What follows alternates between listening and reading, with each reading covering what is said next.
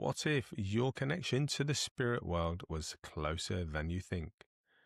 What if your unique way of seeing the world is the key to connecting the two worlds? Welcome to a Sanctuary for the Soul podcast. Join us as we delve into the heart of spiritual development, from the practical guidance and mediumship to the best way to live a heart-based life. We are here to facilitate healing, awaken your intuition, and help you navigate your path with confidence. Speaking from our own deep journeys, we've learned to experience the world and the spirit world with a unique sensitivity. This is our space to share that perspective with you. Let's explore the connection together.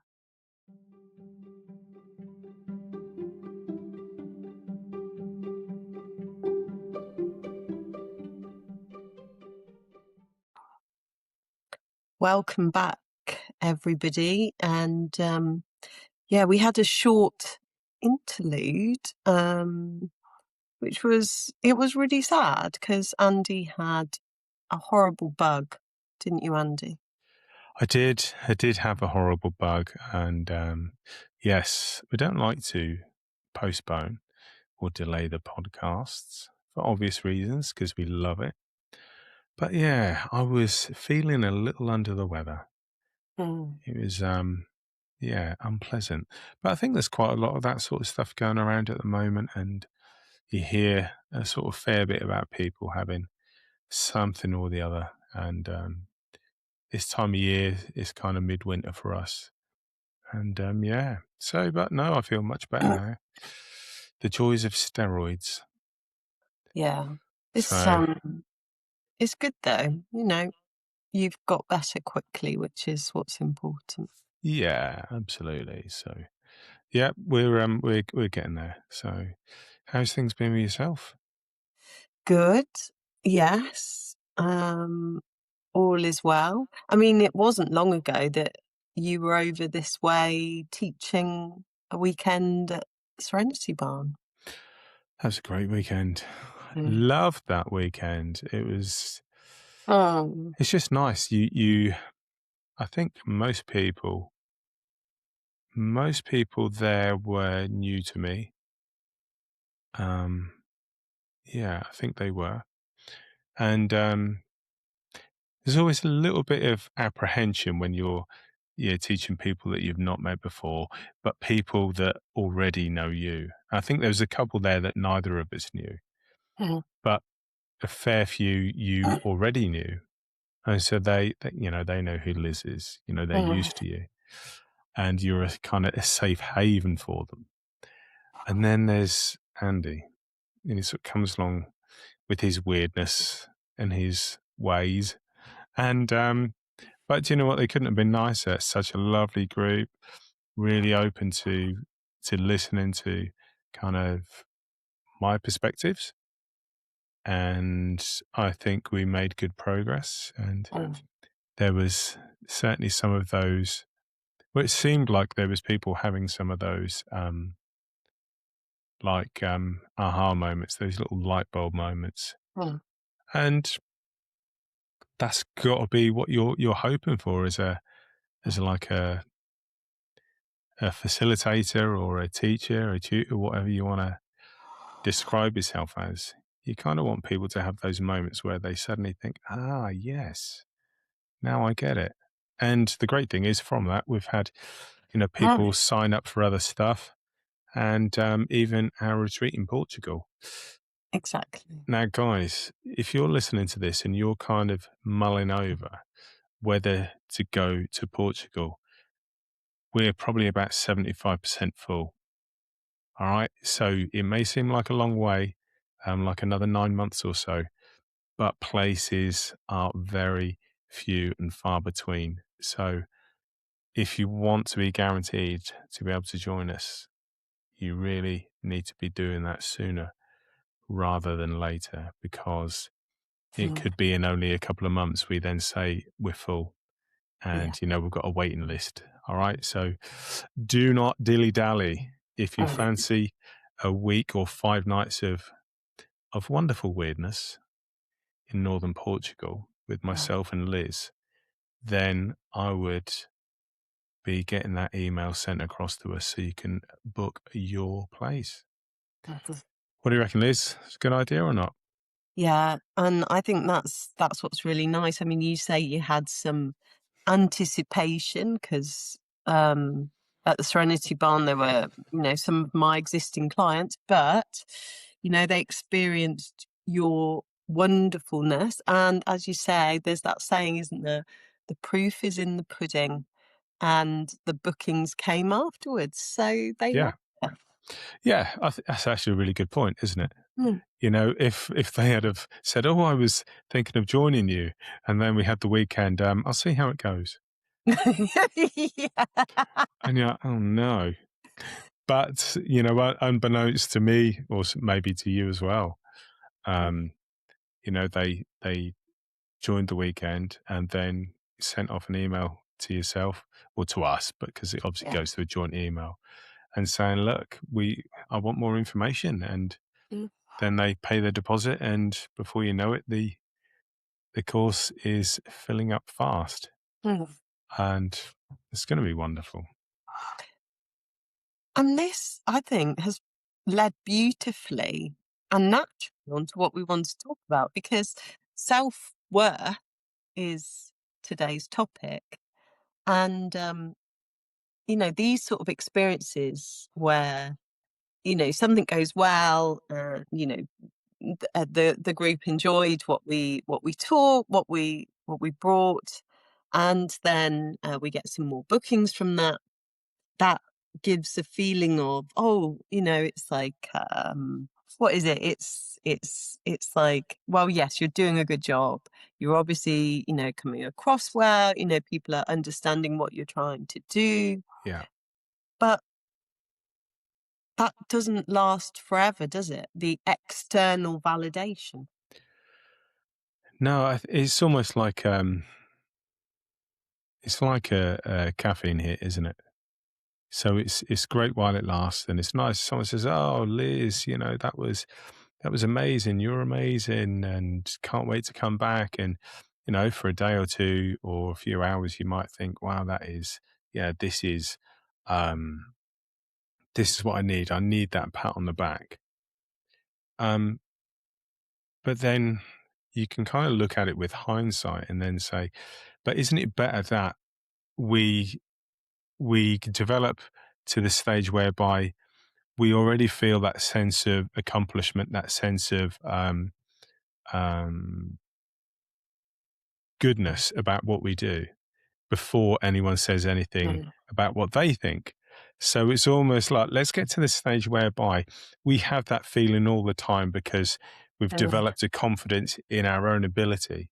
And that doesn't mean we're big egomaniacs. That means that we've got to the stage whereby we understand what we're doing, that we are confident in what we do, that we have understanding and belief in ourselves, and that's enough. Mm. We don't need this external validation. But if someone says, "Do you know what, Andy, Liz, I had a wonderful weekend," that makes you feel Mm. warm and fuzzy inside, doesn't it? Yeah, And really. it's like the cherry on the cake, but actually, we're already at that stage where we say to ourselves, I feel really confident and really happy with how things are running and in what we're teaching. Mm. And so that we don't sit there, like nervously biting at our fingernails thinking, "Oh, I do hope someone tells me that this is really good," Mm. just so I can feel confident about what we're teaching. Mm. So self-worth is something that has to be developed from within. Yeah. Yeah, no, absolutely.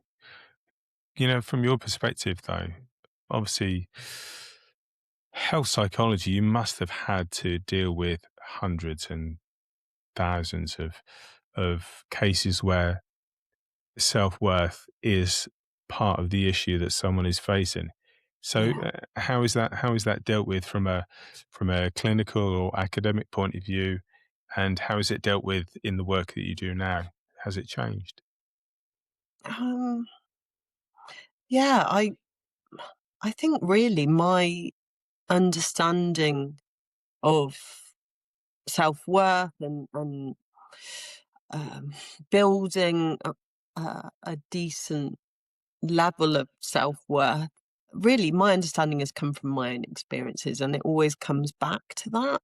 Okay. And when you think about th- theories of psychology and the way that self-worth is talked about and why it might be impacted, often it comes back to early childhood experiences but I think, looking at all of those different things and my own experiences and, you know, what has what has really helped firstly me and then what has really helped people I've worked with, it's actually connecting, and it always comes back to this, to a feeling of kindness around whatever has shaken the self-worth. There's a we can often, when we experience something, okay, I'll go into an example. When we experience something that shakes the foundations of our self-worth, so maybe somebody says something, or maybe we start to imagine something, or how it goes, and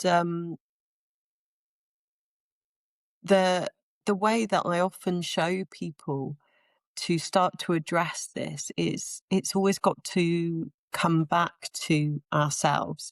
We could start to, say it's their fault, and go into a story about, and that's okay, but we have to come back to ourselves. So talk about it in 3 steps. The first step is when this happens and it shakes the foundation of your self-worth, what are the thoughts that you're having? So, for example, say years ago I was giving a lecture, and as I was leaving, somebody says, "Oh, Liz doesn't know what she's talking about, does she?" And now that's going to shake the foundations of my self-worth and confidence. So I think to myself, what are my thoughts? My thoughts are, "This is embarrassing." um, "Did I do a bad job?" Does And then quickly we start to notice, does everybody think I do a bad job? You know, am I going to lose my job? Mm. And do you see what I mean? It can lead from one thing to another. So what we need to do is just notice and observe that this is starting to happen, but quickly come to the feeling, because the feeling is truth. Thoughts are not. One thought can take you from A to Z in 5 minutes. And before you know it, your self-worth feels worse and worse and worse. So we acknowledge this is starting to happen. But what we do then is come as quickly as we can to the feeling, because the feeling's the truth. And the feeling is, right now, that comment really hurt my feelings. Oh, I've got a friend. And it really hurt my feelings. And I feel a sense of discomfort. I feel sad. I feel, and then as we feel that, we bring around a feeling of gentleness, a connection to love, whether that's, a feeling that we cultivate through these guys, or whether it's for our guides. But whatever it is, we start to bring that feeling of love around that discomfort. And I think that is the way that has helped people the most. It's recognizing the thoughts will take you on a train and take you down a really dark tunnel. So stay with what's real. And what's real is the the hurt. And what do we do with the hurt? We bring as much as we can a feeling of gentleness, which I cultivate by thinking about this one. So it was good Okay. timing. Yeah, it was good timing. So obviously, it doesn't change the feel, or it doesn't change the comment of the person that said that. No. And I guess maybe is what you're saying.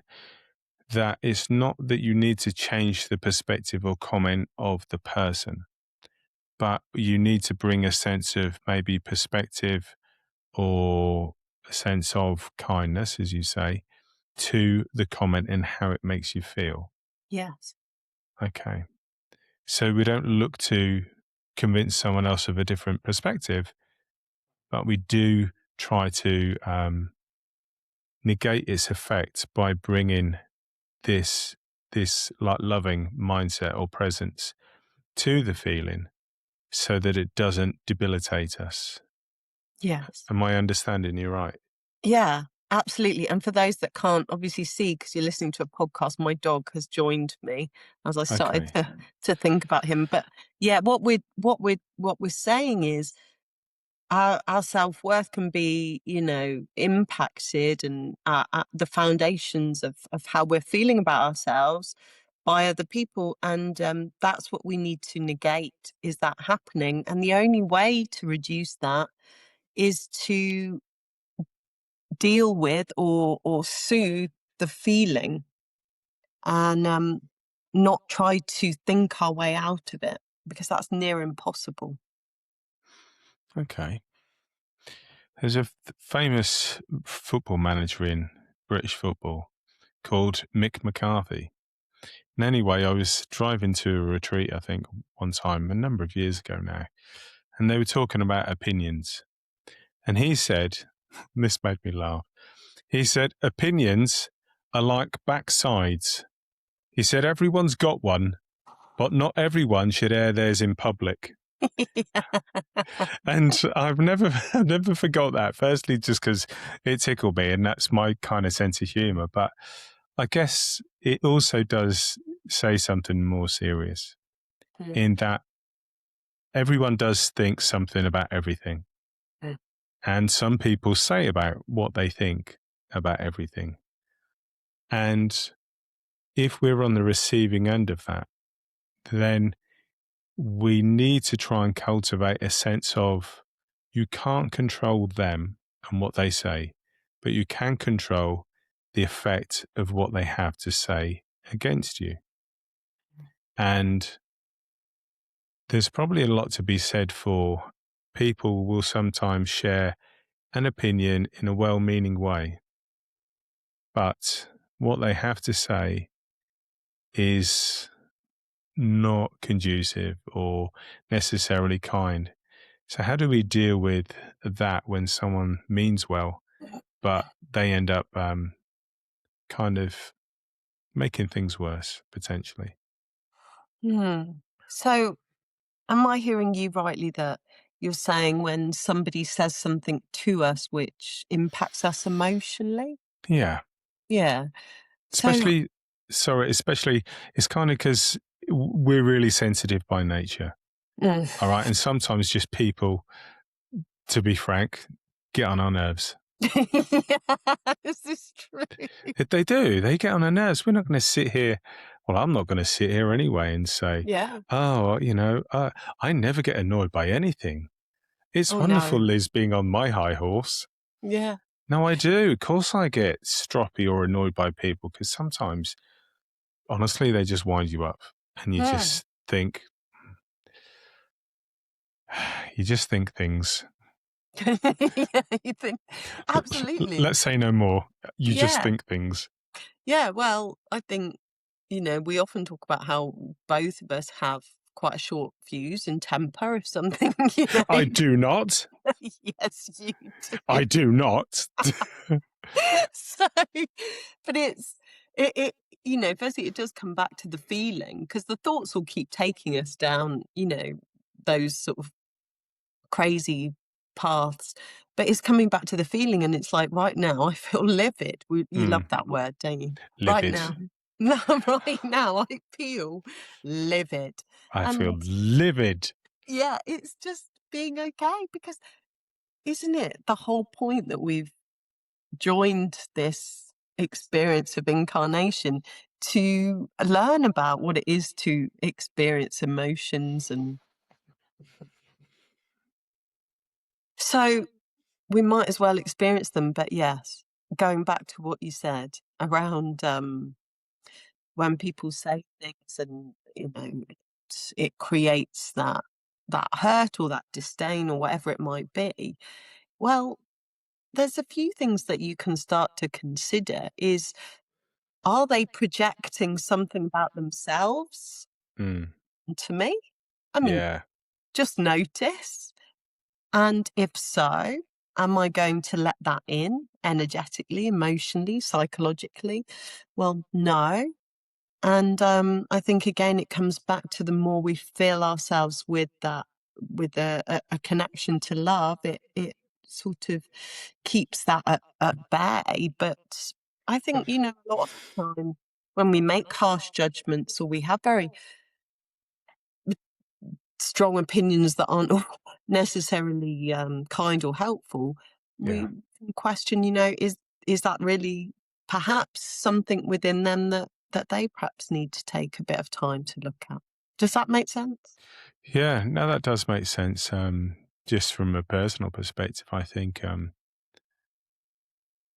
it seems like there would have been opportunities or occasions in the past where people are projecting their thoughts and opinions upon me and kind of using it as an opportunity to really vent how they feel about the situation rather than how they feel about my situation.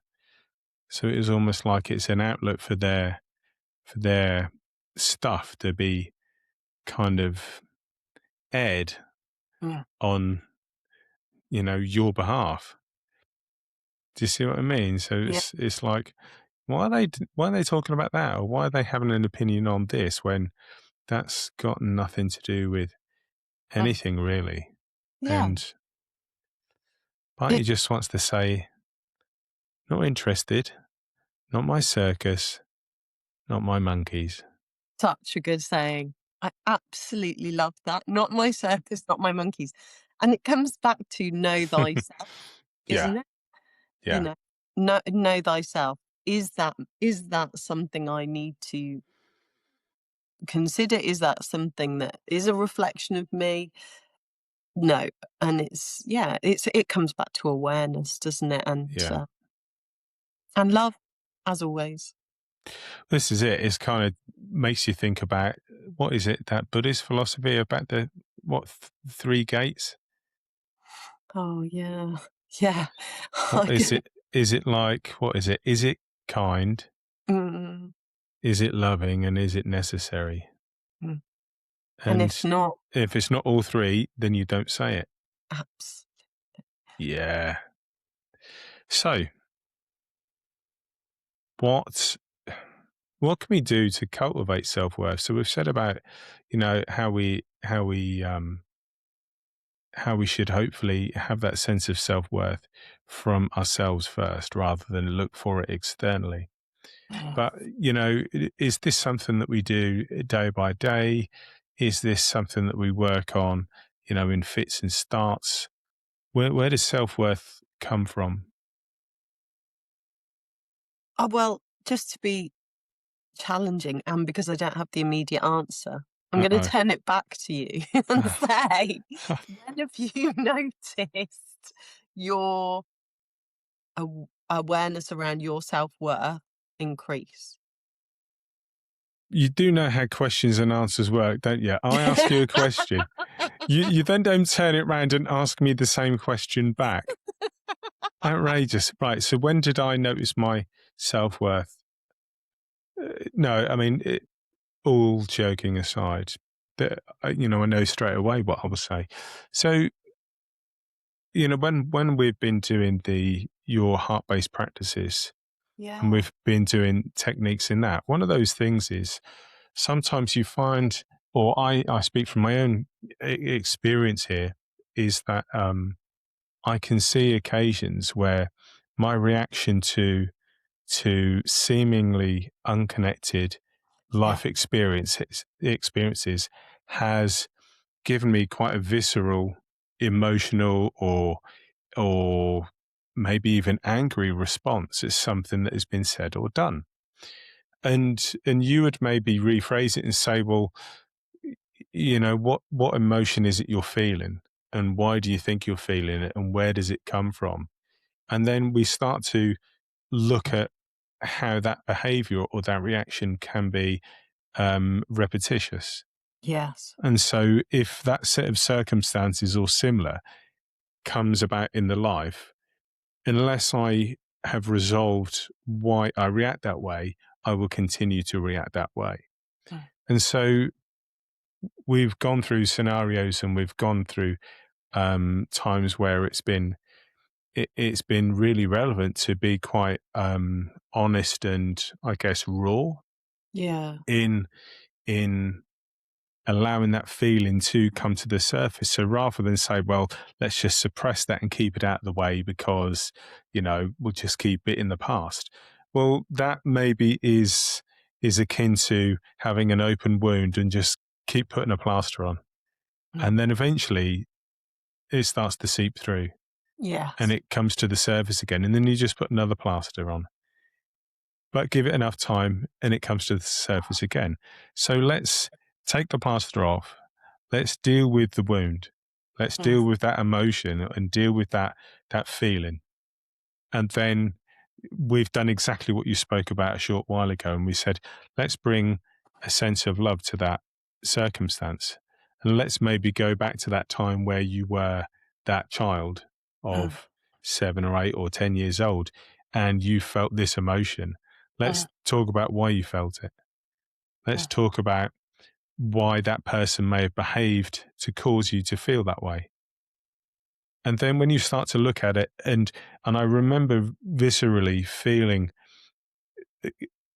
bringing a sense of love to that strong emotional reaction.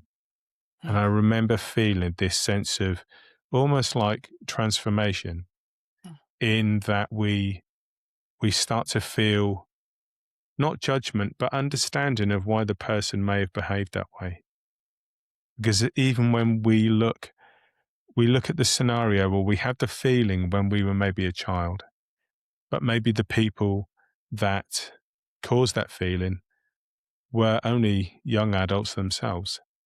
And Yes. they were learning and Yeah. they were finding their way. And we can't always, just say, well, they should have known better. Because surely, as humans of any age, we're allowed to make mistakes and we're allowed to, you know, to be able to do better. Mm. And so I remember feeling that sense of like transmuting or um, Yeah. feeling a sense of change about how angry or frustrated I feel now is different to how I felt before I'd consciously brought that scenario to the surface and worked on it. I know So it's there's Yeah, it that's beautifully described, and thank you because I wanted to turn it back around. But what you've said is what you've described is that there's several parts to that. First of all, you were very much in it, experiencing it, overwhelmed by the experience. But what you mm, did was then you brought yourself into a higher perspective through the connection to compassion and love. So, yeah, compassion and love raised you out of the sort of all consuming experience. It mm, raised you out, and you had a higher perspective over everybody's part in this and how it had come about really. And then what you experienced was that transformation, which then led to you coming back to this awareness that self-worth is cultivated within us, and it's detaching ourselves from it being to do with other people and yeah, their beliefs and their experiences. And I think that's what you've described beautifully, is that process of coming back to, actually, it's what I hold within me, and it's mm, not the attachment to what somebody said or did that I was or I wasn't. yeah, because I can't change their behaviour No. from however many years ago it was. So there's very few variables in that whole Mm. experience that are changeable. But the Yeah. ones that are changeable are my perspective of what happened, my Yeah. reaction to what happened, and my ongoing um, reaction to scenarios that might mirror that. Yeah. So if we let's say, for example, I'm just making this up now. Let's say, for example, we had a feeling of unfairness, Yeah. like being unfairly treated. So as a child or a young person, we may well have a complete sense of that is unfair. You are Yeah. so unfair. I hate you. I'm never going to speak to you again. The end. All right. And let's say 30 years later, you're suddenly in your 40s and someone treats you in a very similar way. Mhm. If that action and behavior is unresolved, then you will react as that 10-year-old in your 40s, Yeah. in your 50s, in your 60s, 70s, and so on. Yes. But if we go back to it and go, I can understand why I would have felt that way as that 10-year-old boy or Yeah. girl. If the same scenario was to happen now, I think I would try to have a sense of, let's think about why that person is speaking that way. What is it within them that's causing them to behave in a way that Mm. is upsetting to me? And how can I react to it in a way that is not going to be debilitating? Yeah. And if we can learn to do that, and it sounds like, well, that's really easy sounding, let's just all do it. But life is often about action, excuse me, and reaction. So if we can reprogram how we act, then the effect upon us is negated, isn't it? Because Yeah. we've brought some sort of intelligence and kindness to the scenario. So we're reprogramming that plasticity within our brain that says, I'm just going to react this way because I've always reacted this way. And then you have come along and said, but Andy, what about thinking about let's just write a new program and let's just press play on that one. Mm. And then you go, oh, yeah, that's amazing. I like this program better. Does it make me Yeah. feel so bad? Yeah. Yeah. Yeah. So we're really all responsible for building that foundation of self-worth and being honest about what we feel that does rock it a bit. And do you know what that comes back to is the company you keep as well. Mm. And Oh, yeah. isn't it? That has such a huge effect on the reinforcement, the company you keep, the things you watch, you know, the places that you go and what you choose to do, it all has an impact on that foundation of self-worth, doesn't it? Yeah. I think your mind is a fertile soil, Mm. and let's just let's maybe have a more mindful outlook, and maybe we need a smaller group of friends. Maybe Yeah. that's what is needed in life, is that it's not the quantity of friends that you have that define who you are, No. it's the quality. So we have high quality, small group of friends, the Mm. ones that are going to nurture something great.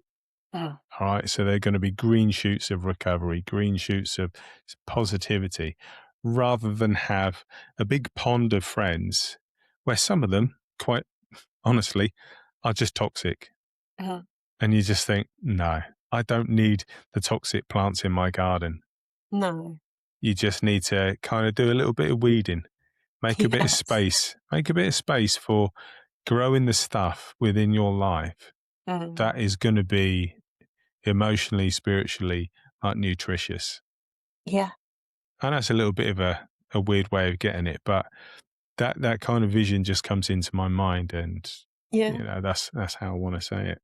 And I think it's a beautiful metaphor because also you have to create space for what you really want to be there, don't you? If Yeah. if there if everything is busy and all consuming, then it's very hard to spend time doing what you want or connecting with what is truly nourishing. So yeah, a bit of weeding, creating some space for what you do want that really supports your self-worth is important. Yeah. I think that's probably a great place to bring it to a close. Do you reckon? Yeah. Yeah, thank you. I loved it. Yeah, I have too. So, Liz, is there anything we need to tell the listeners or viewers before we say bye? Um, no, I don't think so. We'll What, be back next week. what about Warren? Yes, we have a really beautiful weekend of energy healing coming up, don't we? Yes, tell them more.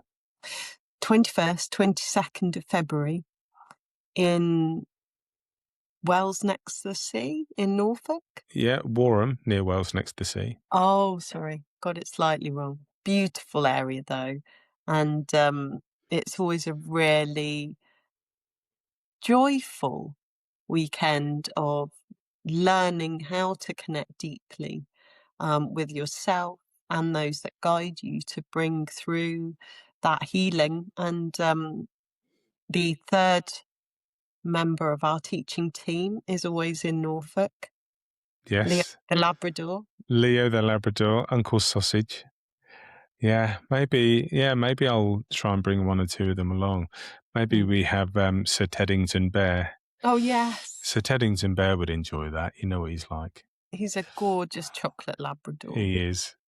And yeah, we're probably best leaving the honey badger at home. Yeah, no offense. No offense, honey. And however, and then we've got Frederick the Great. Gorgeous Yeah, spaniel bless boy. him. He is. Okay. So if you want to join myself and Liz, like I say, the 21st and 22nd of February, and the whole weekend is between 99 and £229. And you get to choose any Yes. amount between those two figures. We provide cakes, we provide teas, coffees, refreshments, and we'll be working with altered states of consciousness, looking at shamanic practices with healing, looking at energy healing, looking at healing with spirit guides. So Yes. there'll be opportunities not only just to talk about what you want to do, but to practice with other people. The last time we met at the same place last year, it was the best weekend. Mm. And we've got space and we'd love to see you. So you can email us. Now, the email address is a sanctuary for the soul 777 Mm. at gmail.com. So that's a sanctuary for the soul 777 at gmail.com. We'd love to see you guys, but for now, we will say adios, amigos, Mm. and we will catch you next time. Bye.